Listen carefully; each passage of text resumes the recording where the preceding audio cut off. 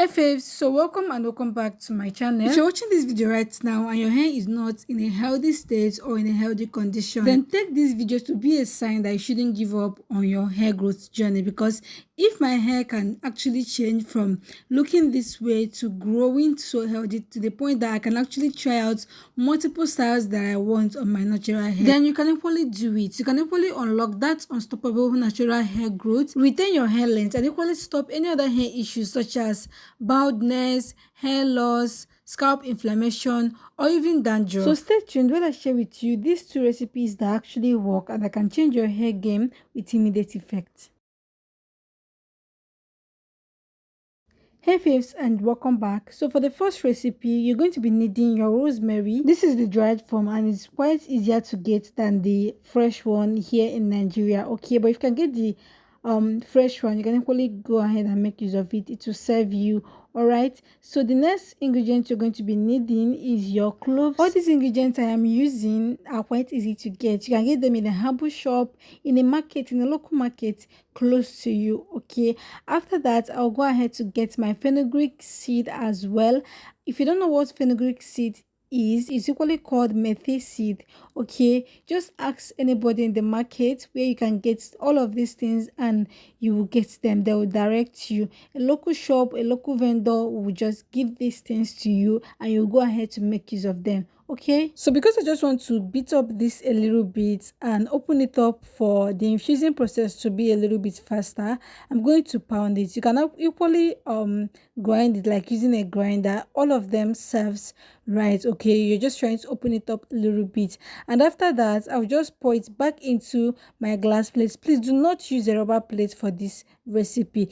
You can use a plastic plate, a stainless plate or a glass plate. Do not use a rubber or a plastic plate. All right, so I'll go ahead to introduce my shea butter to this. I am using a full, you see the container I used everything in that container to measure my shea butter out. So you can use more than that depending on the quantity of the natural ingredients you're using. And then I went ahead to add some olive oil. I use Goshen extra virgin olive oil. If you have any other extra virgin olive oil, please go ahead and use it, but that one is the one I've been using for quite some time now and I actually fell in love with it.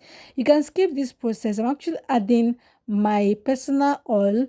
This oil was prepared from cloves, rosemary and fenugreek as well, but you can skip it. If you don't have the oil, please just go ahead and start infusing this. As you can see, I just have a pan of water on fire boiling already, so I dropped my plate into it and then I turned down the heat a little bit and I'm going to keep stirring this. I stirred it for up to 5 minutes when I realized that as the fenugreek keeps rising up, like swelling up, my shea butter kept on reducing. So I had to just get another bottle, another container of shea butter, and I emptied everything into my recipe. I went on ahead to stir this for another 10 minutes, and at this point my fenugreek seed, cloves will all settle down. Everything will settle down except the rosemary, and once it gets to this point, just know that it is ready and you don't need to continue stirring. You don't need to continue leaving it on fire. It has properly infused. Okay, so I'm just going to remove this from the fire and allow it to cool down. Not really cool, I just allow it to get a little bit cold so I can be able to extract. I don't allow it to cool down properly, because if it cools down it is going to congeal and I'll have to dissolve it all over again. So I just allow it to stay for at least, let's say, a minute or 2 minutes, and then I'll go ahead to sieve. For sieving out my products, I'm going to be using my handkerchief, but you can use a cheesecloth, you can use a wig cap, or basically any sieve that's not going to allow particles into your hair product. Okay, so I'm just going to extract every single product from it. It's actually a little bit hard because there is seed in it. I actually tried as much as possible to blend it, but I didn't blend it into a smooth paste. So if you're going to be trying it, you can blend yours into a powder, like into a smooth or powdery state. It's okay. All right, so after extracting every single hair products from this is what it looks like right now, and I'm going to allow this to cool down properly. Since the glass plate I use actually has a lid, I just used this to cover it and allowed it to stay till the next day. You can leave this for 5 hours, but I did this in the night, so I allowed it to stay till the next day, and the next morning this is how it looks. And here is is where the work actually comes in. You have to start stirring this or mixing it, anything you want to call it, but you have to mix it until it gets into a very, very smooth texture or smooth paste. If you have a mixer or you intend producing this in a large quantity, then you can go ahead and use a mixer.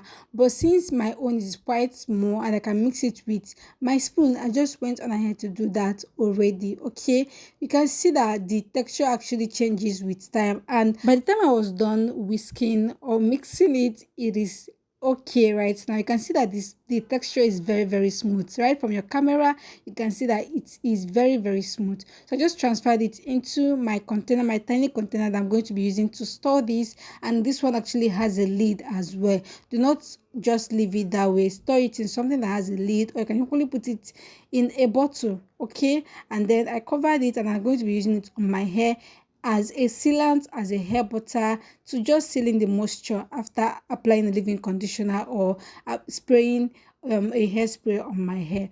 Okay, so let's get into the next product. For this recipe, you're going to be needing your cloves, rosemary, shea butter, and then Vaseline. The only ingredients I actually skipped here, the only natural ingredient I skipped in this recipe is my fenugreek seed. Yeah, if you want to put it, you can go ahead and use that, but I just didn't want to use my fenugreek in this recipe. Okay, so I'm going to be scooping some of the shea butter into the glass plates. Now, as usual, please do not use a rubber plate or a plastic plate for this. Okay, so it doesn't melt on fire.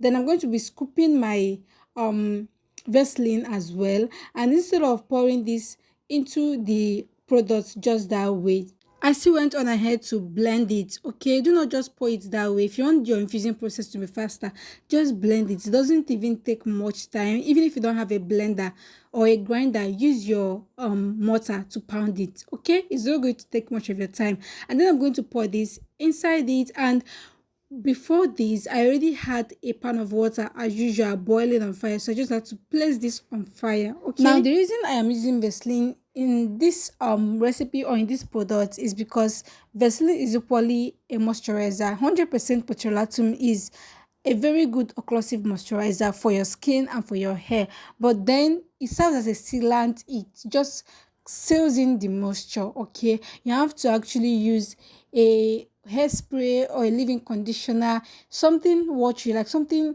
that's going to moisturize your hair a little bit more before you proceed to actually apply this product you're actually producing on your hair. Okay, so I just follow the same process we did in the first recipe. I do hope you understood everything. If you don't, please ask me questions.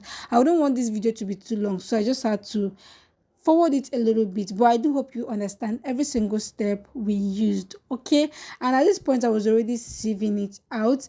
After sieving, I'm using my sieve in this video. I'm not using a handkerchief. As you can see, it introduced small particles into it, but it isn't that so bad, so I just left it that way, and then I allowed it to cool down for at least 5 hours. Yeah, and at this point it has congealed, it has clogged up, and it is quite ready for use. I used the smallest plate to store this, so I didn't have to introduce it into another container. Okay, so at this point I want to just apply it on my hair. I just want to show you a little bit of how you can apply this on your hair, and trust me, it smells so good, so you don't have to be afraid of your hair smelling somehow after applying this on your hair. As you can see, I went in with a hairspray first before I used this to just seal in the moisture. And please, I am not applying this on a dirty hair, so do not apply it on a dirty hair. So you guys, we are done with this recipe, with the two recipes, and I do hope you understood everything. If you have a question for me, please do well to drop it in the comment section.